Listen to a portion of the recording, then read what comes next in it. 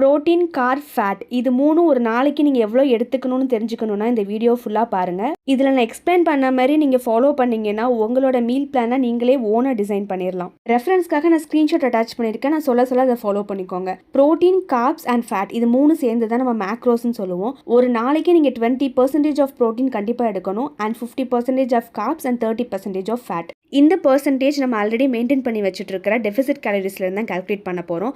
For எக்ஸாம்பிளுக்கு இப்போ நான் 1250 கேலரி டெஃபிசிட்டில் இருக்கேன் அப்படின்னா 20% ஆஃப் ப்ரோட்டீனா 20% ஆஃப் 1250, ஸோ அப்ராக்சிமேட்டாக ஒரு 250 kilocalories of protein intake தான் எடுக்கணும். இப்போ இந்த 250 கிலோ கேலரி எப்படி கிராமுக்கு கன்வெர்ட் பண்ணலான்னு பார்க்கலாம்.